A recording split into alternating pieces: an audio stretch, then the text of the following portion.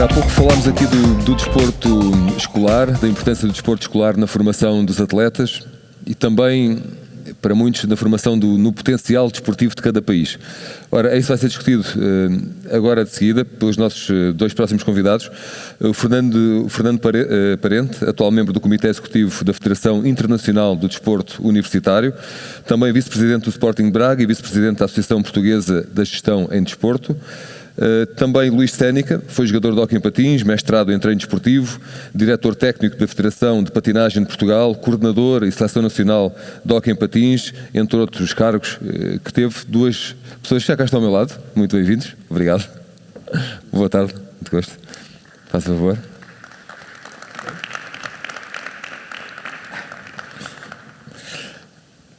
Ora, talvez, com o Fernando Parente, para começar, sobre... estando ligado à Federação Internacional do Desporto Universitário, falando do desporto escolar, qual é o ponto de situação, onde é que estamos, onde é que queremos ir e que importância é que isso poderá ter para a formação dos nossos atletas e também para o nosso potencial desportivo do próprio país? Bem, boa tarde a todos, antes de mais. Eu não tenho acompanhado tão de perto, como há uns anos atrás, o desporto escolar, mas tenho a sensação que a realidade não mudou muito. Penso até que nós temos em Portugal um problema global, que é o facto de não termos um plano para o desporto. E então, quando falamos em desporto escolar, desporto federado ou desporto universitário, falamos de agentes que estão muito distantes uns dos outros e que deveriam cooperar mais. Efetivamente, é uma questão que nós vamos ter que resolver no futuro. Tem havido, de facto, nos últimos anos, alguns agentes, por sua iniciativa própria, têm-se tentado aproximar e criar pontos para haver aqui uma complementaridade na organização e tirar mais partido de todos aqueles que operam no sistema desportivo. Mas, efetivamente, embora tenhamos só uma lei da atividade física e do desporto, o facto é que os conteúdos aparecem muito dispersos. E dão-nos a entender que cada agente pode fazer aquilo que quiser, lhe apetecer, ou pode não fazer absolutamente nada, que é exatamente o mesmo. E quando isto acontece, não se tira o rendimento que se podia tirar de um país mais organizado do ponto de vista desportivo. Mesmo até se recuarmos um bocadinho mais à base daquilo que será a educação motora e desportiva da população, se pensarmos um pouco naquilo que é a educação física, que é uma disciplina criada para formar hábitos de prática desportiva ao longo da vida, vemos que não estamos a conseguir também retirar grandes resultados disso, porque se chegarmos ao final dos anos 90 com o problema das escolas todo resolvido em termos de instalações e de recursos humanos, com professores para todos os miúdos, e passado 40 anos temos mais ou menos, sensivelmente, os mesmos números em termos daquilo que são os índices de prática desportiva em Portugal. Ou seja, o nosso problema é um problema basicamente de organização e depois em cada um dos setores não conseguimos tirar o maior rendimento. Mesmo até nesta fase em que, por exemplo, temos o desporto e a educação sob o mesmo Ministério, mesmo assim não vemos iniciativas da educação a falar com o desporto para haver aqui uma ponte e para haver aqui uma complementaridade entre os sistemas. E quando é assim é muito difícil tirar mais-valias, tirar valor. E perde o desporto na escola, perdem os miúdos e perde o desporto federado e perde o país porque tem menos praticantes e menor qualidade em termos de praticantes. Vamos vendo um pouco da iniciativa de alguns agentes e, fundamentalmente, quando aparecem treinadores que na minha opinião, são treinadores ou bons professores de educação física também, que conseguem fazer a diferença e conseguem projetar alguns valores e termos alguns resultados internacionais. Vivemos um pouco do episódico. Portanto, sentimos que não há uma estratégia de fundo para mover o desporto nacional. E o desporto escolar é um caso disso. Aliás, para vermos, se quisermos sentir a importância que um governo, tanto este como o anterior, dá ao desporto escolar, o responsável do desporto escolar em Portugal é equiparado a um chefe de divisão. Isto é uma coisa que, sinceramente, é desprestigiante e é uma mensagem de que não se está a dar importância ao desporto escolar, que é absolutamente fundamental para criar essa cultura desportiva, embora, lá está, tem também os seus problemas de organização. O desporto escolar, na minha opinião, tem que ser mais apoiado, as pessoas têm que ser mais apoiadas, a escola tem que sentir que é um projeto da escola e tem que ser um projeto que faça a ponte perfeita com o desporto federado. Alguém de cima tem que dizer a escola faz isto e depois os clubes fazem isto, para haver aqui uma junção de esforços e sermos mais eficientes e mais eficazes naquilo que pode ser o investimento. Pegando no seu raciocínio e passando aqui ao Luís Sénica, boa tarde, temos se calhar aqui um exemplo bem perto e fora do protocolo, mas lembrei-me agora no discurso de Fernando Parente.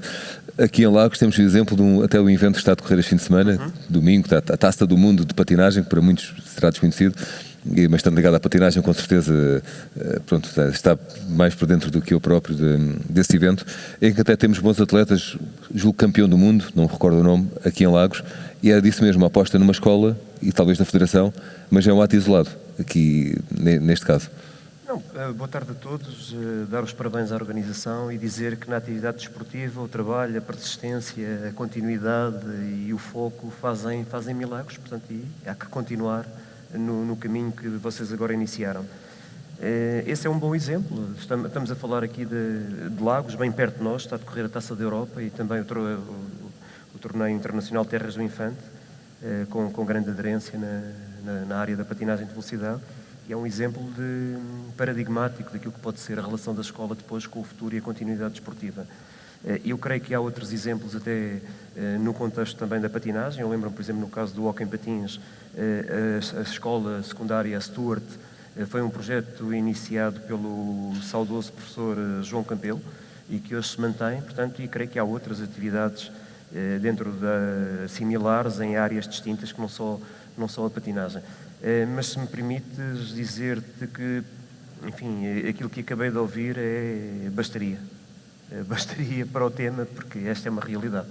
Portanto, não há uma organização conjunta, não temos no país uma orientação de uma linha desportiva, portanto, temos muitas vontades e muita gente a trabalhar, mas não há uma identidade, não há um coletivo. O desporto escolar não tem muitas vezes ligação com a prática federada, não há uma orientação no sentido estatal também dessa intervenção, portanto, e trabalhamos todos muito, dá uma ideia que remamos todos muito, mas muitas vezes em sentido contrário, e creio que teríamos todos a ganhar, focalizar de outra forma os nossos esforços. Eu posso dar o exemplo da Federação de Patinagem. Em 2013 nós iniciamos ou recuperamos um protocolo com o desporto escolar, né, com a coordenação do desporto escolar nacional, no sentido de ir um pouco mais além do que aquilo que já era uma realidade, neste caso concreto, as experiências e deslocamento, muito na área da patinagem de velocidade. Portanto, vamos fazendo um trabalho de ligação, um trabalho que me parece importante, com um foco muito grande a partir também da Federação, assumindo até em algumas áreas algumas responsabilidades, enfim, que num primeiro momento até poderiam competir ao próprio desporto escolar, porque estamos a falar de escolas, estamos a falar da intervenção do Ministério da Educação e não estamos a falar de uma intervenção federada. Mas, pronto, fizemos essa sinergia. Hoje o desporto escolar, no caso concreto da Federação de Patinagem, tem um pouco de maior amplitude. Portanto, nós temos a questão das perícias e deslocamento, patinagem de velocidade. Temos a patinagem artística, que está também já a começar as suas atividades no meio escolar, ainda que, enfim, com as suas especificidades e as suas nuances. E temos aquilo que consignámos chamar o projeto do mini-hóquei.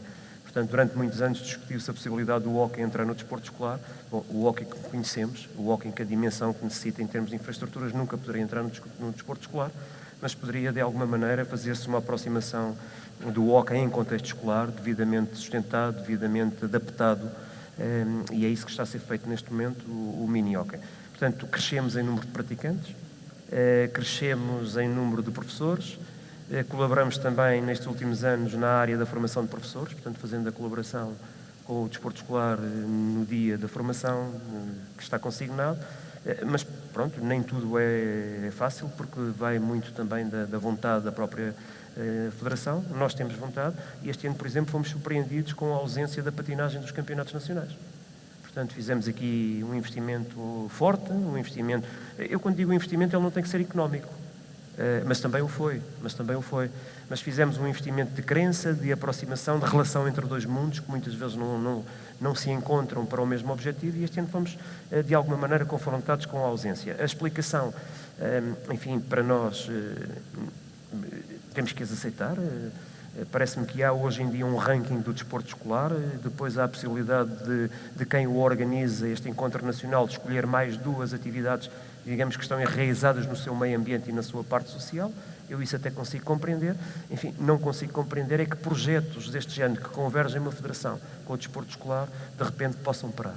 Portanto, e por isso mesmo, nós fizemos sentir a nossa voz e por coincidência, segunda-feira vamos ter uma reunião no desporto escolar, porque temos vontade de criar sinergias, temos vontade de ajudar aquilo que é preciso ajudar, e temos vontade também de dizer que é na escola que está o futuro deste país, não só a nível da educação, da sua formação como homem, mas também a nível de desportista. Pois isto é tudo muito bonito quando chegam à altura dos Jogos Olímpicos, quando as medalhas não são aquelas que nós preconizamos todos, alguém vem dizer em voz alta que descobriu que o futuro do país para os próximos Jogos, que aí vem, está nas escolas do primeiro ciclo, mas efetivamente a realidade hoje continua a ser muito curta, muito pouco efetiva, e carece essencialmente daquilo que foi dito aqui pelo parente, carece de uma política desportiva de fundo, onde cada um saiba o que é que está a fazer e possa convergir para uma dinâmica que será o todo e que será Portugal.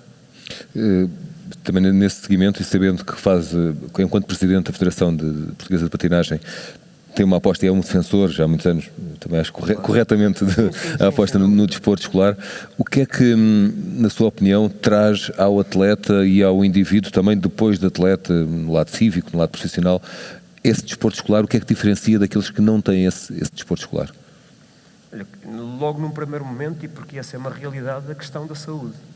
Não é? Hoje é também uma coisa preocupante aquilo que se passa em termos de saúde.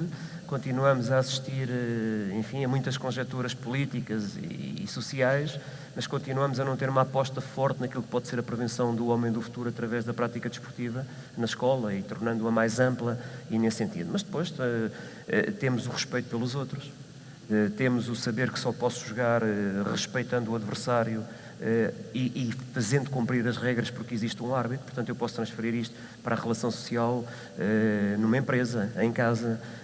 Portanto, temos a própria resiliência, temos a motivação, temos o ter objetivos, temos o perceber a planificação, temos o entender que as coisas resultam de um trabalho, temos o sentido coletivo, mesmo naquilo que são os desportos individuais. Portanto, há aqui uma série, eu diria que há aqui uma série de valências na atividade desportiva e fundamentalmente na atividade escolar que andam muito de braço dado com aquilo que nós queremos que seja o homem do futuro.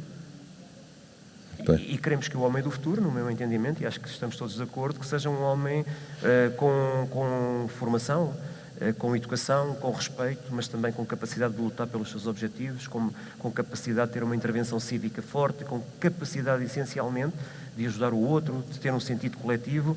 Enfim, e hoje, quando a sociedade que vivemos está ao alcance de um clique e está tão difícil como nós a sentimos e que se estão a perder valores nesta área, eu creio que o desporto pode, não é a panaceia de todos os males, mas pode e deve ter um investimento de maior dimensão, assumido com mais frontalidade e com mais franqueza por parte de quem gera este país, independentemente e aqui não falamos de política, se é do sítio A ou do B, falamos da convicção de quem tem que gerir, e alguém tem que o gerir, que o possa fazer com a certeza que no desporto se encontra uma série de valências que muitas das outras áreas não as têm, mas que são importantes que elas venham do desporto e que as podem receber. Também perguntava ao Fernando Parente, mais no desporto universitário, se a nível universitário, que já encontra um jovem numa fase mais madura, digamos assim, se mesmo no plano do desporto universitário prepara-o também para uma possibilidade não desportiva, quem sabe, não é? Enquanto homem, no valores cívicos, ou também para o meio profissional.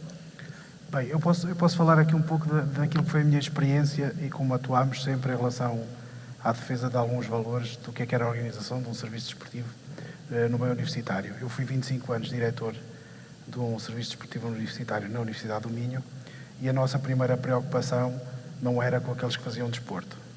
A nossa grande preocupação Nós queríamos era mobilizar aqueles que não faziam desporto e que não faziam desporto de forma regular para ter aqueles parâmetros de qualidade que hoje em dia são necessários e estão estudados e até divulgados pela Organização Mundial de Saúde, por exemplo.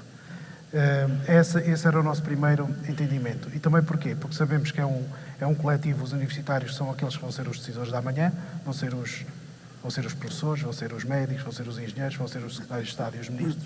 Se não passarem por esta experiência, não têm instrumentos para decidir absolutamente nada sobre o que quer que seja desporto, nem a capacidade para influenciar sobre aquilo que são os benefícios da atividade física. Isso era uma questão. E depois tínhamos aqueles 5% de pessoas que gostam de competir, 5% de pessoas num universo, 5, no máximo 6% das pessoas que gostam de competir, ou que estão a competir e gostam de representar a sua universidade. Nós utilizávamos mais esses como fator de marketing, por ter o resultado, porque pode sair nas notícias, por ter esta perspectiva interessante, mas não era a nossa grande preocupação. E também, com esses e com os clubes locais, no caso da Universidade do Minho, tentávamos fazer projetos complementares. E com este tipo de projetos apareceu o ABC O Minho, que ainda há 2 anos foi campeão nacional e ganhou a taça, só com jogadores portugueses e com 80% de estudantes universitários. Aliás, alguns até estão no Benfica. O Benfica tem 3 médicos, 2 vêm de lá de cima da universidade. Portanto, assim como temos um projeto, olhamos sempre para estes projetos de forma complementar. Temos uma equipa do Sporting Clube Braga há 10 anos, de voleibol feminino há 10 anos na A1, em que começam na escola, de Lamaçães, passam nas juvenis para o Sporting de Braga e depois é um clube residente da universidade onde treinam e jogam e utilizam os mesmos recursos e fazem com que haja aqui uma complementaridade. Olhamos para este universo de forma a potenciar e haver uma relação forte com todos os agentes de desenvolvimento desportivo.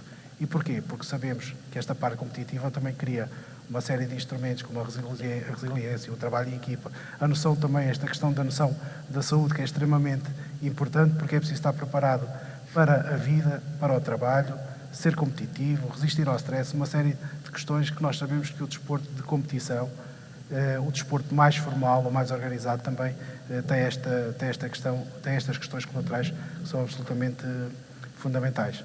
Nós fizemos um estudo académico na Universidade do Minho com cerca de 2.000 novos estudantes, em que estudámos a influência que o desporto tinha na parte académica.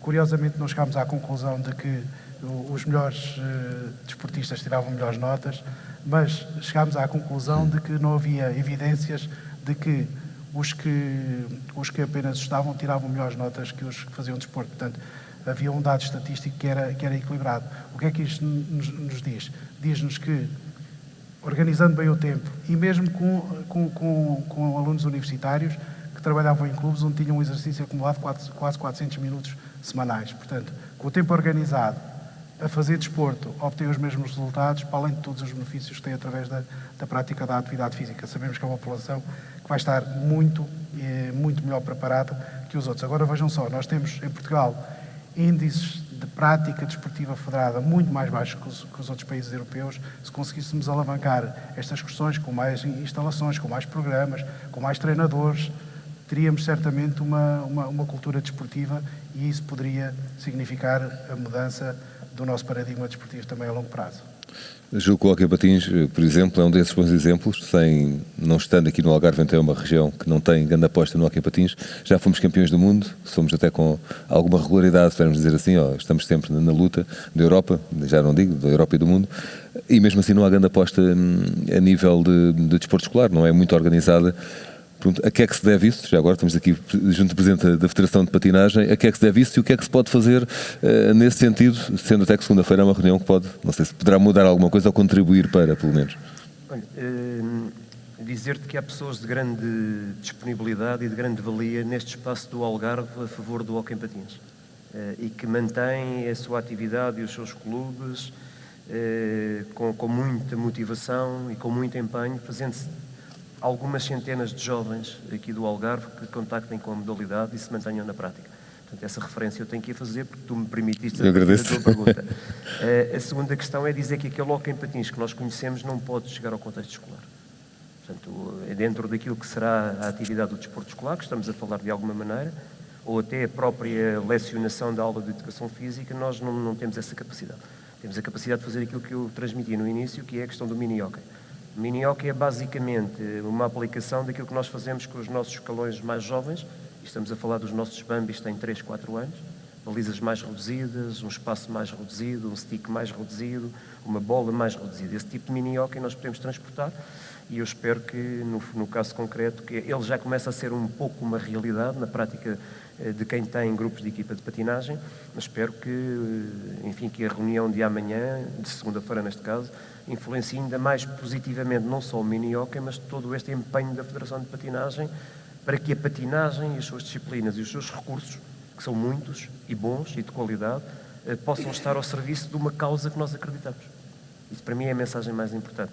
Portanto, depois tudo o resto vai, eu acho que isto vai muito das boas vontades e vai muito também dos projetos. Portanto, vimos aqui um excelente projeto de intervenção, se calhar passou ao lado das pessoas, mas é um projeto com coerência.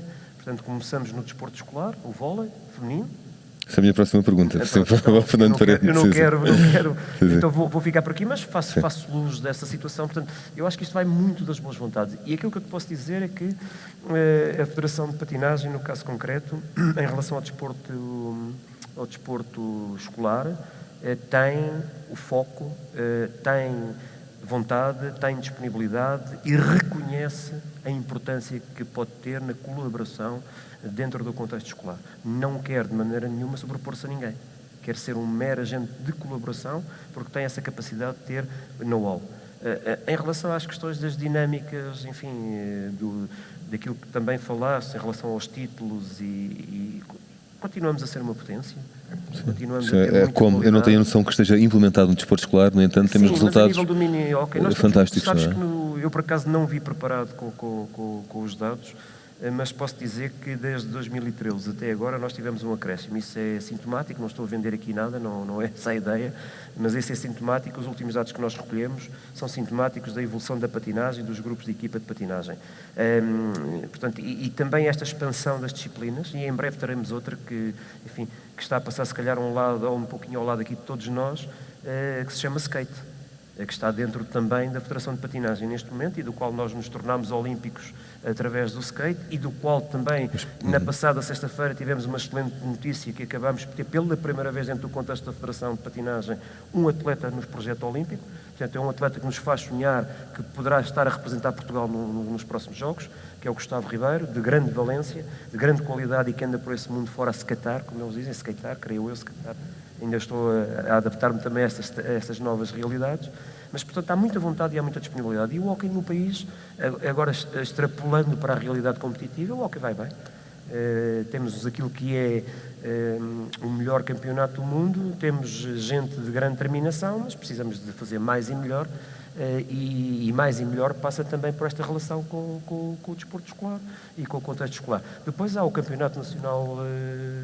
Portanto, o próprio parte universitária promove o seu campeonato universitário no hóquei em patins, mas como calculamos, derivam praticamente todos ou de ex-praticantes ou de atuais praticantes que nas suas universidades têm também tempo e espaço, e muito bem quanto a mim, para fazer o seu campeonato universitário. Muito bem. Isto há pouco o Fernando Parente falou da equipa de voleibol feminino que começou na escola, passou para o Braga. O Fernando é também vice-presidente do Sporting Braga, um dos clubes que está a chegar à dimensão dos grandes, como lhes chamam. Sei que aposta em diferentes, tem apostado cada vez mais em diferentes modalidades. Não sei se será a intervenção direta do Fernando Parente ou não. Então, nós em algumas modalidades já passámos os chamados, ou aqueles que são designados, 3 grandes. Ainda recentemente fomos campeões do mundo de futebol de praia. Exatamente. De clubes, e somos campeões europeus. O que nós estamos a tentar fazer no Braga para ser competitivos, porque não temos os meios nem os apoios que alguns clubes têm, é trabalhar um pouco na criatividade e também naquilo que é a organização, neste exemplo do voleibol. Nós estamos a colocar tudo o que é modalidades de formação na escola. Ou seja, nós queremos desenvolver o nosso projeto de recrutamento e de... Mas permita-me, foi implementado por iniciativa do Sporting Braga? Sporting Clube Braga. Em conjunto com a autarquia? É uma visão nova, até mesmo dentro daquilo que é o desporto federado, porque eu tive a sorte de estar nos dois lados e também de ser formado na escola. Eu sou da Covilhã e praticamente só via futebol e a restante oferta tinha que ser na escola. Portanto, acabei por transportar isso um pouco ao longo da vida. Sou um bocado multidesportivo, gosto de todas as modalidades e como somos um clube multidesportivo, o Sporting Clube Braga tem neste momento 15 modalidades. O que nós estamos a tentar fazer para ganhar alguma vantagem, também para fazer aquilo que nós acreditamos que o desporto tem que ser também fundamentalmente educativo, é trabalhar com as escolas, trabalhar em parceria. Já que não há um plano, já que ninguém dá orientações sobre o que se deve fazer, nós vamos ao artigo 79º da Constituição da República, lemos e tentamos decalcar esse espírito para aquilo que deve ser a atuação dos clubes, das escolas, trabalharem todos para o mesmo e centrados no atleta, porque o atleta é que é o mais importante aqui neste processo todo, nomeadamente nas etapas de formação. Mais tarde, estamos a apanhar os atletas, a organizá-los, a dar-lhes competitividade através do Sporting Clube Braga e depois, quando chegam a uma fase sénior, quando entram na universidade, tentar ganhá-los através de um projeto de carreira dual, através do incentivo à prática desportiva, obter níveis de rendimento superior, sem deixar de ter a componente escolar. E tanto no secundário como depois no universitário, nós temos projetos, aliás, ontem houve uma reunião no Sporting Clube Braga das unidades de apoio ao alto rendimento e a Escola Alberto Sampaio em Braga é a escola que tem mais miúdos integrados nesse sistema neste momento. Tem cerca de 50 miúdos, dos quais 80% são atletas do Sporting Clube Braga. E fizemos ontem uma caracterização sem o futebol masculino, já com o futebol feminino e todas as outras modalidades, temos 99 atletas que estão integrados em seleções nacionais ou têm estatuto de alto rendimento. Portanto, isto é um universo que não se pode perder.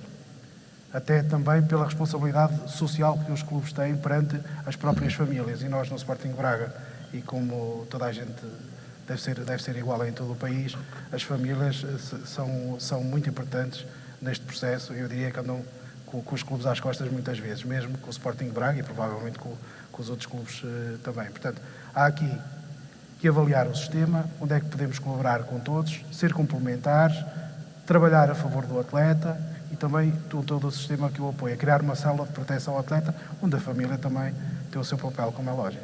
Esta iniciativa surgiu de raiz através do Sporting Braga, ou uma sinergia entre o mundo universitário, o desporto universitário e o Sporting Braga? Digamos que deve ter sido talvez das primeiras experiências mais organizadas, também porque é um serviço com 25 anos e que se foi desenvolvendo e também baseado em boas práticas que fomos observando em termos internacionais. Vai ser o Estatuto do Estudante Atleta em breve, em forma de decreto-lei, mas, por exemplo, a Universidade do Minho tem um Estatuto de Estudante Atleta desde 1994 e que já está muito à frente daquilo que vai ser o espírito da lei. Mas já não se chama Estatuto de Estudante Atleta e todas essas compensações previstas já fazem parte do regulamento académico da Universidade do Minho, ou seja, já faz parte daquilo que é um regulamento académico, já não é um estatuto ao lado, ou seja, é um regulamento para toda a gente cumprir, sejam alunos ou sejam professores, e não há dúvida. Porque se ganhou essa cultura, porque se ganhou esse espírito, também porque se criou um espaço onde não vão só os estudantes, vão só os professores. Hoje em dia, por exemplo, era impossível fechar um serviço desportivo na Universidade do Minho pelo número de professores que usam, porque já são os professores a defender esse processo. Claro que tivemos os nossos problemas, há sempre uma outra área mais complicada, por exemplo, da área da medicina, onde é mais difícil às vezes convencer um professor que um estudante pode praticar desporto e ser bom estudante ao mesmo tempo, mas ao longo dos tempos fomos vencendo um pouco estas pequenas batalhas e hoje sabemos que em Braga há uma cultura de desporto universitário e que a universidade é respeitada perante todos os agentes de desenvolvimento desportivo e ganhou o seu espaço. Isto também é fruto de muito trabalho, muita persistência, abrir as portas da universidade. Muitas vezes é a própria universidade também que fecha as portas e instituição que queira ser forte e ter futuro tem que trabalhar de portas abertas. Falou há pouco de estudantes de medicina que poderiam ter melhores resultados ou não. Há dados que, julgo eu, há dados até que comprovam, mas não sei se saberá melhor dizer do que eu, em termos de resultados académicos ou de ensino, em função daqueles que praticam desporto ou não são praticantes de desporto federado. No caso de medicina, não sei. Eu foquei apenas no caso de medicina e da experiência de quase 30 anos ligado ao desporto universitário. Fomos tendo alguns episódios não muito positivos com alguns professores que de forma pouco compreensível não aceitavam muito algumas dispensas para estágios ou mudar datas de exames e, curiosamente, isso vem da área da medicina e da área do desporto, da área das faculdades de desporto. Isto é uma coisa incrível, mas é verdade. Nós fomos percebendo o porquê e fomos ajustando um pouco os nossos programas e fazendo também com que o professor desses alunos, criámos a figura do tutor, também aparecesse na fotografia. Porque o que é que nós sentimos? Sentíamos que havia uma certa ciumeira, porque às vezes está um professor a tentar descobrir a cura contra o cancro e há um atleta de taekwondo que vai aos Jogos Olímpicos e toda a gente tira fotografias ao atleta que vai aos Jogos Olímpicos e o tipo está a tentar descobrir a cura contra o cancro, não liga. Então começámos a dar valor e visibilidade e a fazer parte do processo. Porque quando damos a oportunidade às pessoas de fazer parte do processo, tudo se torna mais simples. Nós tivemos alguns problemas com o Rui Bragança, que foi aos Jogos Olímpicos e que hoje é médico, mas que acabou o curso não em 6 anos, mas em 7, por causa de uma outra decisão que teve que tomar. O que também não é grave. Um atleta de alto rendimento, nós, por exemplo, temos nadadores em que agora o que estamos a fazer, ou começamos a fazer na Universidade do Minho, quer se preparar para Tóquio, não faz 12 cadeiras, inscreve-se a 6, o Estatuto de Alto Rendimento permite isso, e tem um tutor que lhe diz: inscreve-te nestas, fazes 30 créditos, depois fazes mais 30, vamos avaliando o rendimento, se deixares de nadar começas a fazer tudo, se continuares a preparar-te para Paris, se calhar fazes 3, portanto, há esta possibilidade e tem que haver alguém a gerir este processo. E nós no serviço desportivo, além de tentarmos tratar de todos, mesmo os que não sabem andar, tentá-los pô-los a andar, saber que temos estes casos muito especiais e que também têm que ser tratados às vezes com pinças e com o mesmo cuidado com que tratamos os que não fazem desporto. Eu vou perguntar como é que o Luís olha para este modelo e se acha que é um modelo que poderia ou que deveria ser implementado em outras regiões. É um modelo altamente positivo e integrador. Portanto, há aqui uma visão profunda das realidades, mas essencialmente há uma coisa que me parece que acaba por ser o paradigma, que é a pessoa. A pessoa está no centro da questão. Eu, pessoa, o que é que eu pretendo para a minha vida, que objetivos é que eu tenho? Eu quero trabalhar enquanto estudante, mas quero ser atleta de alto rendimento, tenho um foco, tenho um objetivo. Como é que eu posso conjugar? Só com a ajuda de terceiros. Não é? Portanto, a equipa que me integra, o meu treinador, a minha equipa, mas também a minha universidade e quem de alguma maneira me vai promovendo a minha educação. Portanto, e é nesta convergência que este é um exemplo que diria eu que valeu 300 km que eu fiz até cá abaixo. Portanto, e deve ter valido a toda a gente que aqui está a ouvir, porque de repente parecia-me um bom programa do governo, porque é por aqui o caminho. Muito honestamente, é por aqui o caminho. Portanto, mas há aqui uma coisa muito importante. Eu não sei se vou ser... Eu não pretendo ser de maneira nenhuma nem provocador, nem incorreto, mas há aqui uma coisa muito importante que eu percebi e entendi claramente das palavras do parente, é que muitas pessoas que decidem não percebem. Aqui é a realidade, é o terreno, é o balneário, é sentir aquilo que é necessário. Portanto, isto faz a diferença. Para se definir qualquer caminho é preciso entendê-lo. E neste caso particular, as coisas são tão simples como isto. Deixa-me só dizer isto, desculpa lá interromper. Estás à vontade. Eu mês passado estive com o Ministro de Desporto russo. O Ministro de Desporto russo tem 6 medalhas olímpicas em esgrima, 1 de ouro, 2 de prata e 3 de bronze. É claro que quando este Ministro decide sobre desporto, independentemente dos problemas que às vezes vêm com o desporto na Rússia, quando decide é completamente diferente e depois quando vimos para a nossa realidade portuguesa, nós temos um secretário de Estado que nem é só secretário de Estado do desporto, é do desporto e da juventude, tem 2 pastas, que depois nem é bom para um, nem é bom para outro. Portanto. E hoje a dimensão social que o desporto tem, a importância que o desporto tem na sociedade e deve ter cada vez mais, até pelas questões de saúde, não é? Pelas questões de saúde da população e termos jovens mais preparados, merecia na realidade uma distinção e um foco mais na política e na posição do político e na qualidade do político.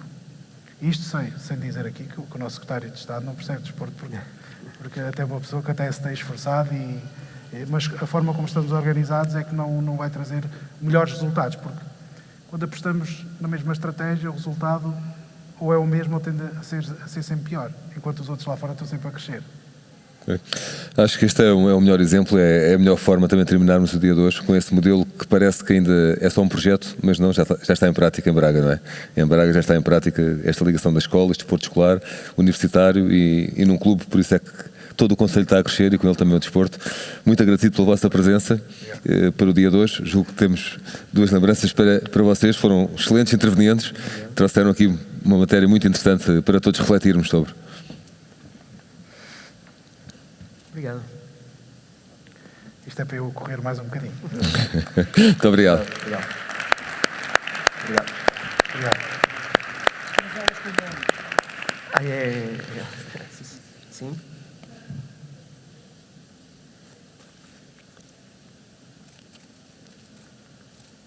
Tá? Obrigado, desculpa lá ter tocado. Tudo bem, ótimo. Foi um gosto, muito obrigado pela vossa participação. Obrigado, prazer. Boa continuação de bom trabalho para ambos.